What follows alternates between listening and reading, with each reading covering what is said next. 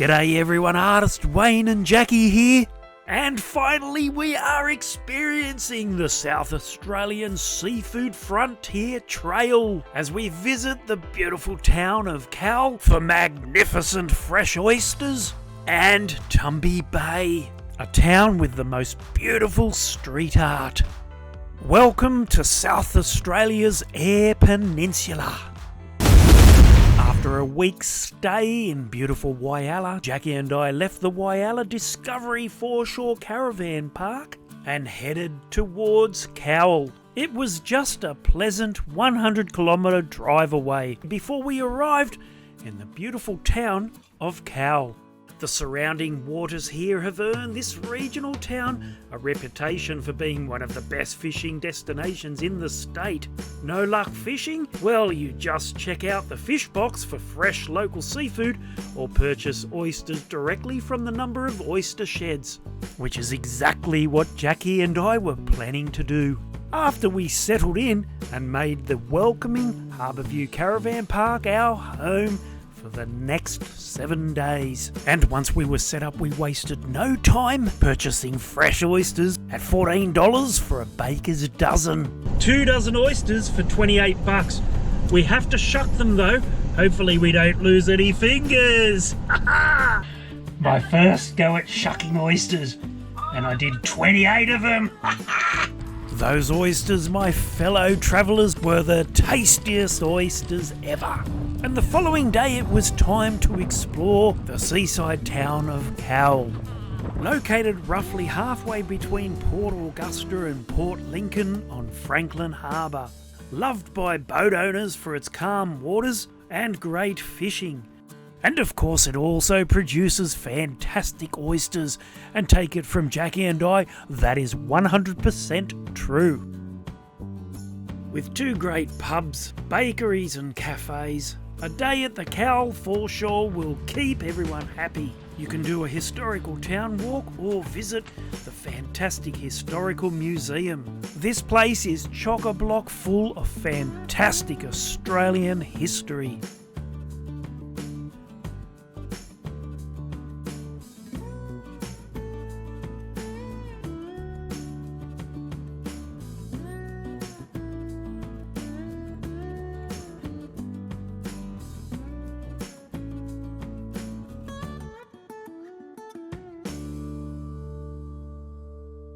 It's a perfect day here in beautiful Cowell, and we are on an excursion. Today we took a drive along the coast to Point Gibbon, well known for its camping and marine life, to see if we could spot some dolphins or sea lions while enjoying the view. The Franklin Harbour Conservation Park is a secluded place for swimming, fishing and camping. And the campsites all along the coast here look absolutely amazing.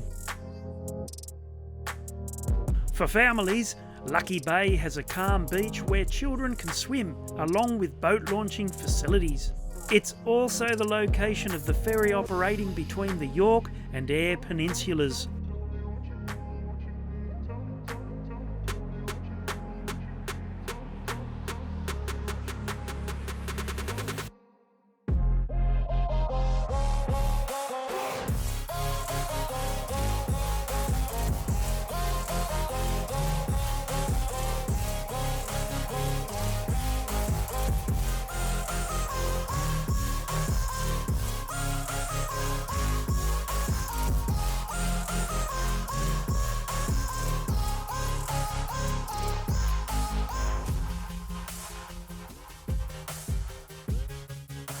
Here we are, enjoying the sand dunes of Port Gibbon.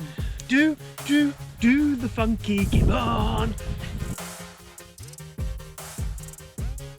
This is definitely a place Jacqui and I will be returning to and camping at.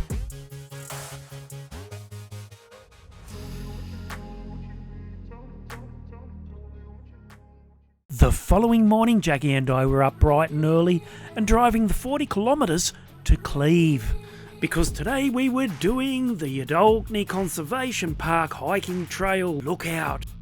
This bush walk would be a beautiful 5-kilometre return walk on a spectacular day, where we'd be trying to walk off all those delicious oysters. Locally known as the Waterfall Walk, the Yeldolpney hiking trailhead offers nice scenery, lookout, wildlife viewing, and beautiful walking tracks. Dogs are not permitted and there is no camping.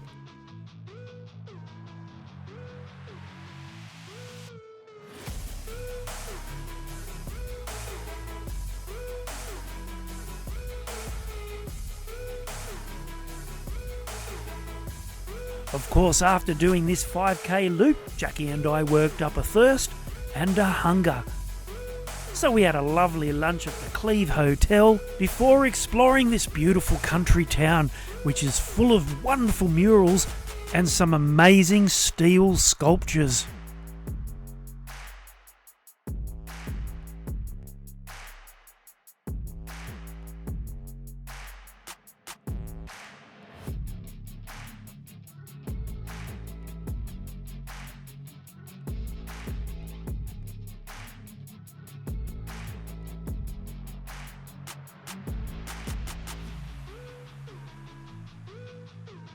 Cleve is another town that Jacqui and I will definitely return to camp at. The surrounding farmland also offers some beautiful hidden camping spots, like the Cleve Weir, another place Jacqui and I need to return to. Well, here we are in Cowell on our seafood frontier trail, and a couple of nights ago we had 24 oysters. Now, it was a bit of an oyster overload, so tonight we're having 12 oysters and we're going to do them with some soy sauce, ginger and shallots. But first I need to shuck them. Here we are, we've got our 12 oysters fresh from our local supplier, and I'm just going to show you how to shuck an oyster because I'm a bit of a shucking expert. So I'll just go through how you do it. Now, if you look at that, that's 12 o'clock.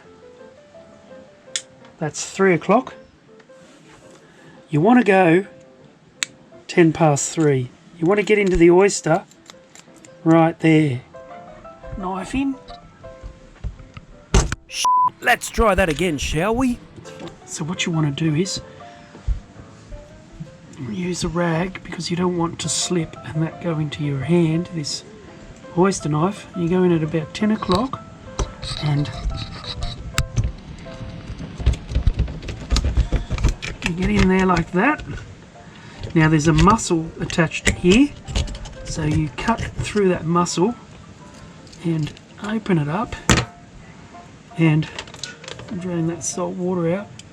There's another mussel here, right down here, cut through that, and then if you like, you can flip the oyster. I like to do this. Flip the oyster over because they do look nicer flipped. And that is an oyster ready for consumption. Well, Jacqui and I had a fantastic stay in the beautiful seaside town of Cowell. It's a black stump. We spent our last night dining at the commercial hotel, and this is where I fell in love with King George Whiting. The following morning, Jacqui and I left the beautiful and relaxing Harbour View Caravan Park in Cowell, and we pointed our ram and caravan in the direction of Tumby Bay, with a little stop-off along the way. Whilst Jacqui and I were camped in Broken Hill, our mates Dave and Pat told us about Arno Bay, so we thought we'd check it out. Arno Bay seems to be the perfect beach holiday destination, with its famous Arno Bay Jetty Cafe and historic pub. But what Jacqui and I were here to check out was their award-winning mangrove boardwalk. Here we are in Arno Bay on what you can see is a beautiful day. This is where you can observe the estuarine habitat and nearby Red Banks Beach. And this is where the osprey bird of prey come to nest every year, on the man-made steel nesting poles provided throughout the mangrove.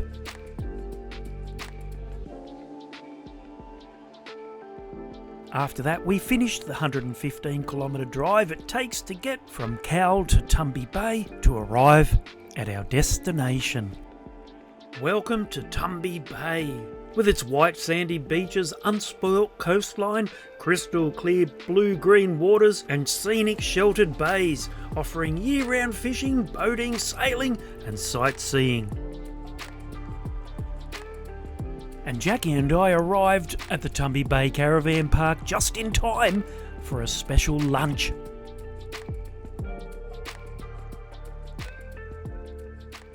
Left Cowell and we've arrived in Tumby Bay. But before leaving Cowell, Jacqui grabbed another dozen oysters, so I've got to get to shucking for lunch.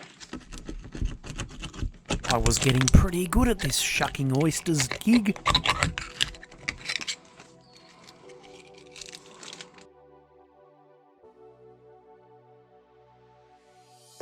Time to check out Tumby Bay and its amazing street art. This place is a mecca, the epicentre for amazing artworks, and plays host to the annual Colour Tumby Festival in March. Jacqui and I were on the lookout for celebrated works including The Reclining Woman, Snapper, Imagine an Ocean and Leafy Sea Dragon.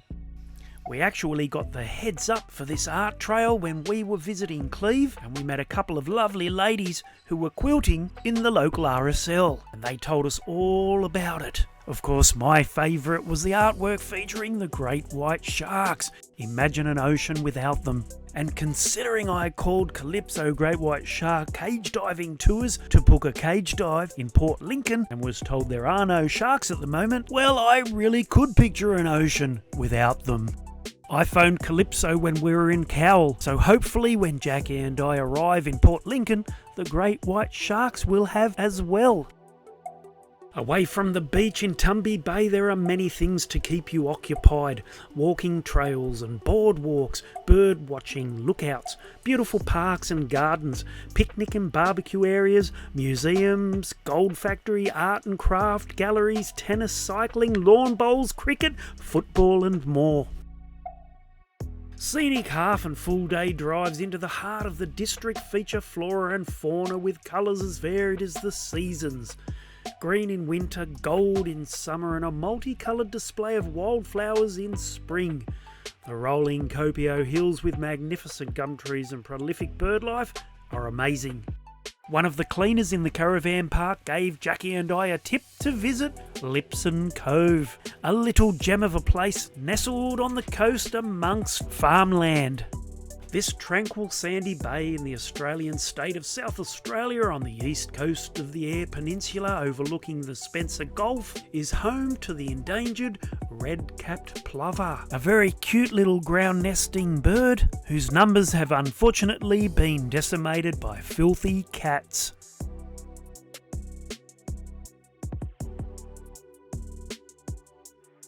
We're at Lipson Cove, and that's on the Eyre Peninsula, about 30 minutes north of Tumby Bay, and it's absolutely beautiful.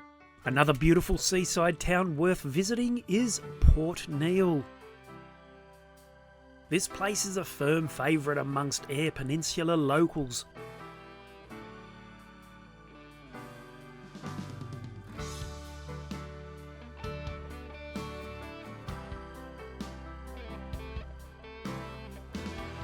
Jacqui and I spent the day exploring this beautiful seaside town with its wonderful foreshore parklands, walking trails and the wreck of the Lady Kinnard. She was lost after running aground in Spencer Gulf south of Cape Burr. I tried to find her using the drone but unfortunately had no luck. Well, our wonderful stay here in the beautiful seaside town of Tumby Bay was coming to an end. And we spent the last night dining in the Tumby Bay Hotel on the most beautiful prawn cocktails Jacqui and I have ever had. What a way to finish this episode's seafood trail. So now I guess it's time to give our stay in the beautiful seaside towns of Cowell and Tumby Bay a score. And it's a big 5 out of 5 from me because we finally got to eat all that wonderful seafood, including Cowell's world famous oysters. And it's a 5 out of 5 from me. Like Wayne said, the seafood, the oysters were absolutely magnificent, and the settings, the towns, they were just lovely. We loved it. 5 out of 5 all the way. So take care, everyone, and until we see you next time, stay safe. See ya!